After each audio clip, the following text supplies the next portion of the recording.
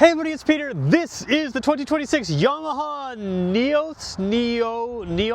It's N-E-O''S. This is a fully electric scooter, and if you want to rule out electric motorcycles, that's fine, but I would not rule out electric scooters yet, because this is, or at least it should be, where electrifying the fleet should make some sense in the scooter type segment. We're going to talk about that and more. Now, if you've never seen electric scooters, you don't know a whole lot about them, I have a bit of a background in electric vehicles. I've seen a few of them, and this is probably one of the better ones. Now, is it good enough for the mainstream?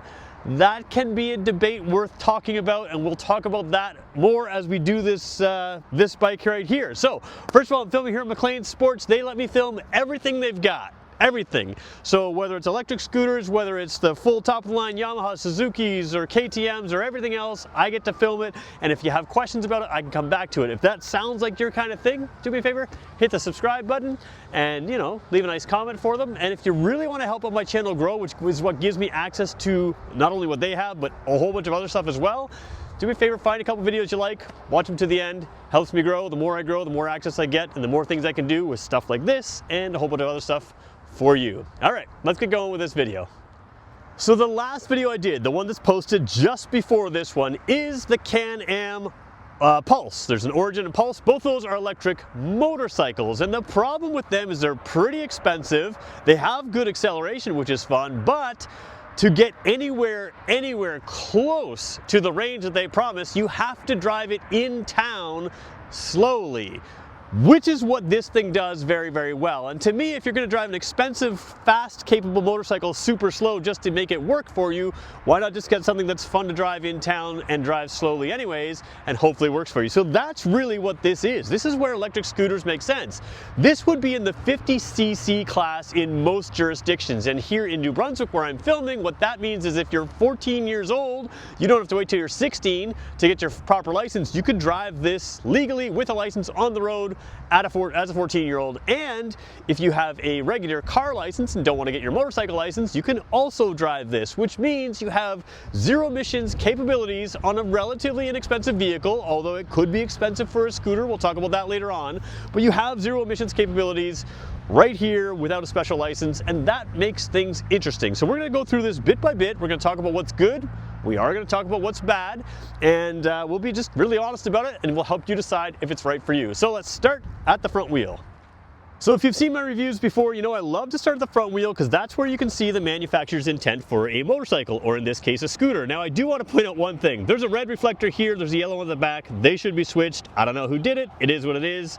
If you're going to comment that on the video, I get you, I hear you, it's wrong. So let's talk about the front wheel here and what you're getting when we talk about manufacturer's intent. So the closest competitor to this that I have reviewed is the Piaggio 1 scooter. It has 10-inch wheels, and they're quite narrow as well.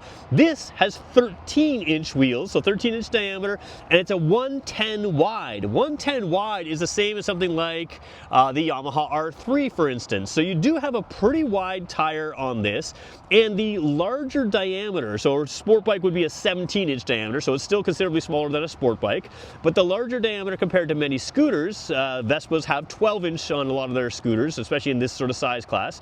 This being a 13-inch does give you a little bit more higher speed stability. Now this isn't a high speed bike, but what it can do is feel a little less darty and also handle bumps a little bit better. And again, that wider tire is going to give you a bit more of a sport bikey type feel in corners. So in other words, a sure-footed type feeling. It's not going to feel like a bicycle, it's going to feel closer to a motorcycle. So that's a good thing in my mind. You do have a disc brake up front here, you have good brakes in the back as well, so we'll talk about that. But again, decent front tire, aluminum wheel here, standard suspension, right side up suspension. So again, nothing too fancy here, except that you are dealing with, in my mind, a better sized wheel and tire for city life, which is where you're going to be driving this. So taking a look at the rear wheel here, you do have the MAEV R tire, yeah, EV tire. So they are EV specific. Now, in a car, that traditionally means lower rolling resistance. That can mean a few other things. I'm not sure what it means on this. Has it been made especially for electric vehicles? Potentially.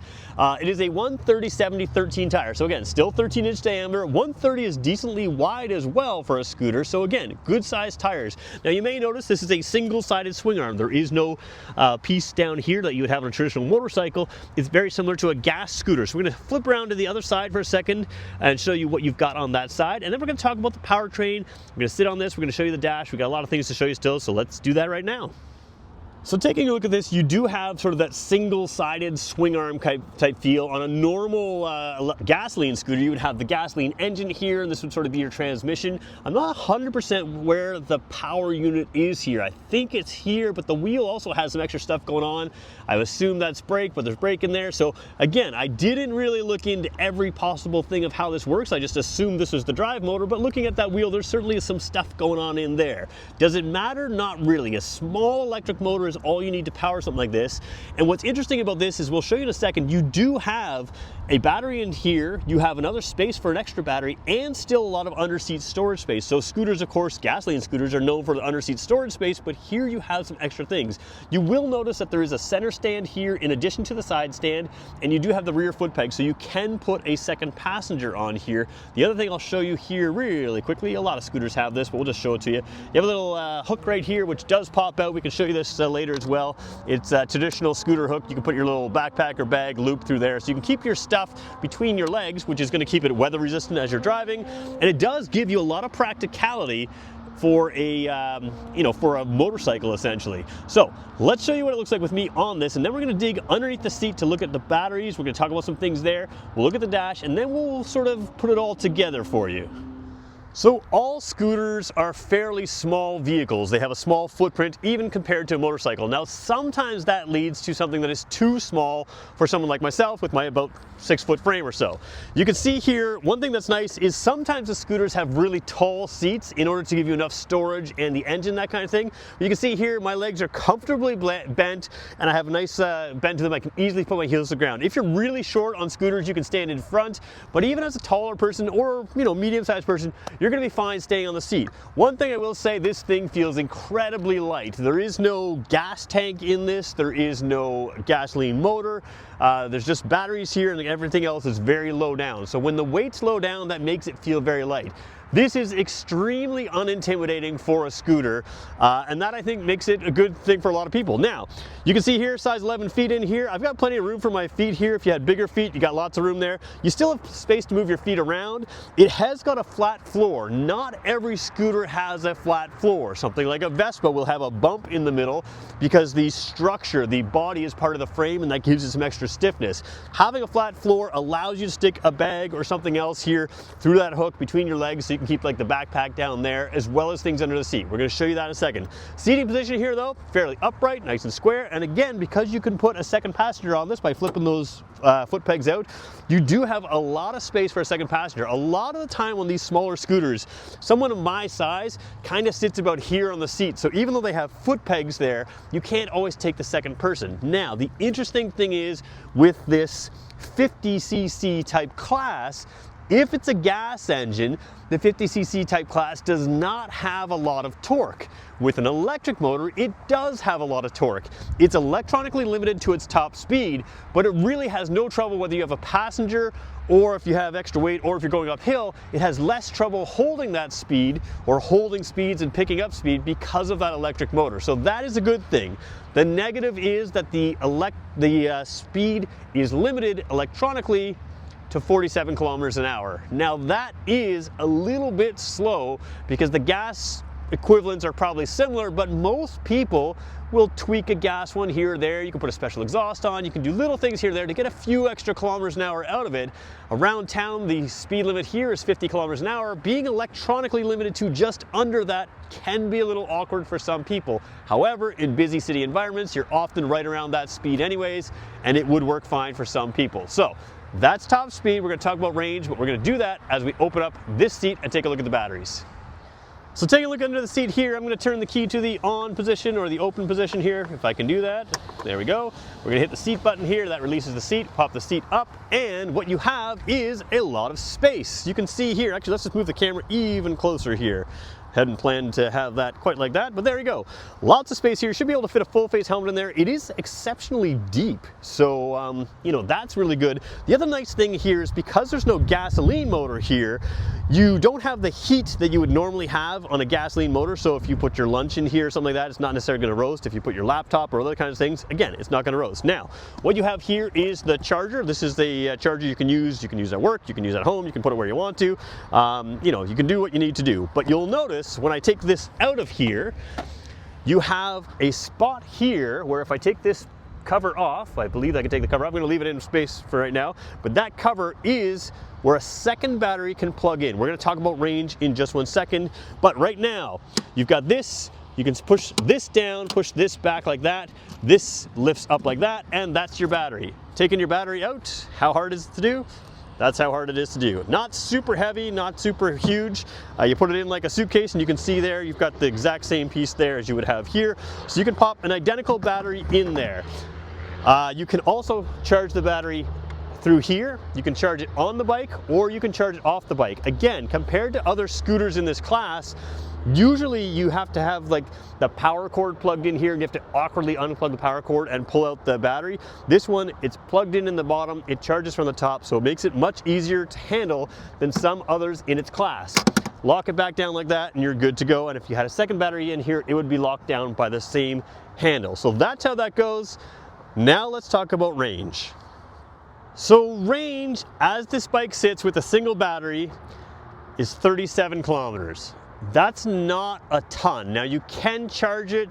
It takes about 8 hours for a full charge. It takes about 4 hours for a 20 to 80% charge. So you could go to work and, you know, charge it there, that kind of thing. Remember, you can charge it on the bike or off the bike. But 37 kilometers isn't a lot. Now you can extend that with a second battery to 68 kilometers, which again is probably reasonable for most people's daily commute, given that you can charge and that kind of thing. You can run it with a single battery and charge it with a second battery, so you have options there. Sometimes you need both batteries in, but you can run it with just one. You do have full power with just one. There are some electric motorcycles that you need both batteries in to have full power. You can only have one battery in, you get less power. So there is the potential there to have full power on one battery or more range with full power on two batteries. That really is one of the challenges with electric motorcycles, is price and range. You're adding price by adding that second battery, and again, range, is that range enough for you? Now, range is always one of those things that can really vary. A lot of manufacturers will make big promises and then they'll under-deliver in real life stuff.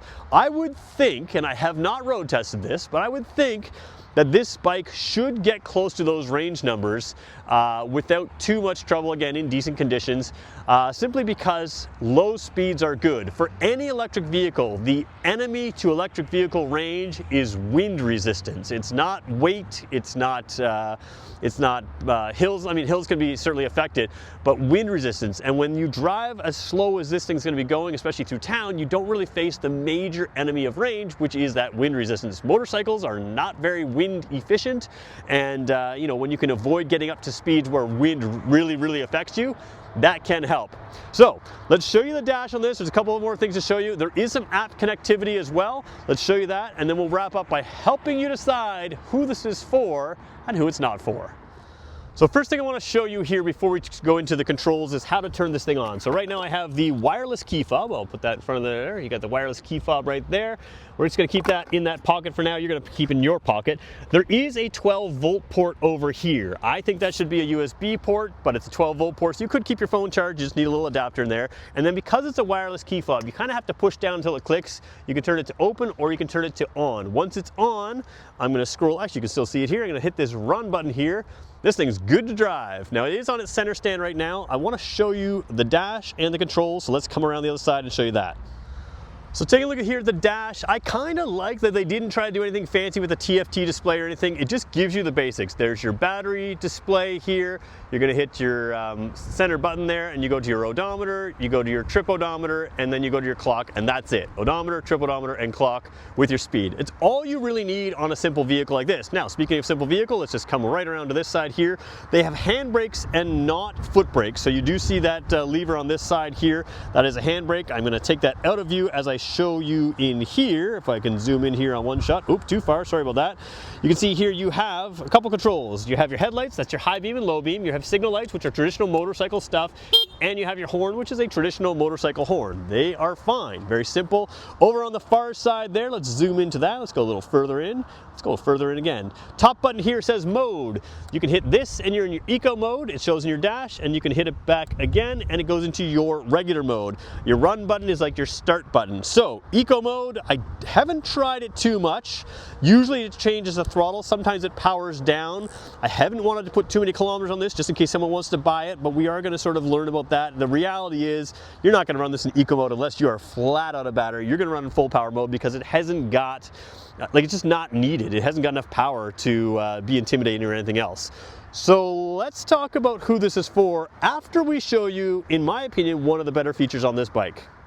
So in my opinion, one of the coolest features on this bike is the general design. Now, there's pros and cons to this. This is actually a halogen type light through here, and you can see, maybe you can't see on the camera if I flash my high beams, it's not actually these that light up. These, to me, look like LED lights, but they're not. Now, I think it'd be cooler if they were LED kind of light things, but even from this distance, it just looks cool. You have that modern look to it with a classic feel. You know exactly what it is, so it looks kind of like a modern scooter, which is exactly what it is. Now, Yamaha has these lights up top that have a marker light in the signals, and they again aren't showing up great on camera, but you do have the extra signals there, so they're traditional, just what you would find on some of the Yamaha sport bikes, the signals, but it does have a nice modern look that still is classic. It doesn't look foreign to the scooter area, but it does look kind of cool. So who is this bike for?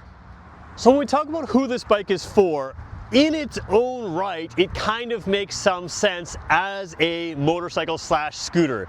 If it's in that 50cc class, you can have different licensing requirements around the world depending on where you are, and that can make it more accessible to more people. Here in North America, I do have a little bit of an issue with setting that speed at 47 kilometers an hour as the top speed. Now, if that's a regulation thing, I do think that's a problem and regulation that needs to be looked at when we look at these electric motorcycles, because nobody's going to pull you over on a 50cc scooter if you're going 55 kilometers an hour. And being electronically limited, it's not something that the customer can kind of tweak up just a little tiny bit. So I think a lot of gasoline scooters, depending on the weight of the rider, can get to that 50 plus kilometer an hour. And the fact that this limits you just a hair under the main city speed limit, I think is going to be a little bit limiting for some people. So we have to keep that in mind with the electric scooter. As it sits though, it gives you all of the practicality, it gives you a better seat than most, it gives you good size wheels, it gives you the dash information that you would want without going crazy. It's actually a pretty good electric scooter. The other problem is going to be range though, because when you compare this to a gasoline scooter, my first motorcycle was a scooter. Now this was many, many years ago, but I used to carry around toonies and loonies, which are Canadian $1 coins and $2 coins, or $2 coins and $1 coins, and that's how I used to get gas. The reality is gas is more expensive now than when I started riding, but it's still incredibly cheap to fill with gas, especially on a scooter, a gasoline scooter that gets great mileage. So to me, you have to be someone who wants zero emissions or appreciates the torque of this that can still get you up hills, still take a passenger around. And that matters. But the problem as well becomes that many cities are set up for cycling. And in the cycling area, you have e-bikes as well that will compete. They are limited here legally to 32 kilometers an hour, and with this only being 47 kilometers an hour, e-bikes are allowed on not only bike lanes, but bike trails, which may or may not be quicker throughout town. That is where that 50cc scooter class is really suffering. And the problem with this, it's beeping at me because I left it on, the problem with this is that you do need a license, you do need insurance. So if you are a zero emissions person that wants a cool looking scooter to get around, this is probably one of the best ones out there. The ability to add the second battery there is going to give you some of the range that you need, and you'll have to decide if the speed works for you and the price works for you. If you're not a zero emissions person, I think everyone here knows that a 50cc scooter may also be a serious option for you. Now, a 50cc gas scooter is generally going to have a smaller seat. It's generally not going to have the torque this has, so although the top speed may be good, it may take a lot longer to get to that top speed, and your average speed may still be lower on that. And then you get into things like oil changes and maintenance and that kind of thing that in general this one's not going to have. So there are some pros to electric scooters. Whether we're at the point where they can reach a market tipping point or whether we'll ever get there is something that Yamaha has to bet on with this. Will this be the one? That's what Yamaha's bet obviously is by bringing it to market. We'll see if that turns out in sales, or we'll see if this makes it to a second generation at all. So that is the real question mark with a bike like this. It's interesting, I think it's well done, but it's not to be looked at on an island. And again, for an electric scooter, it's very good. The question is, will it make it in the marketplace with all of the other mobility options that are also zero emissions? So there you go, there's my review of this Yamaha electric scooter. We're gonna try to cover everything here, gas, electric, all kinds of things, and let you decide what's best for you. So if you made it this far, I appreciate it. Feel free to hit that subscribe button, and we'll talk to you in the next one.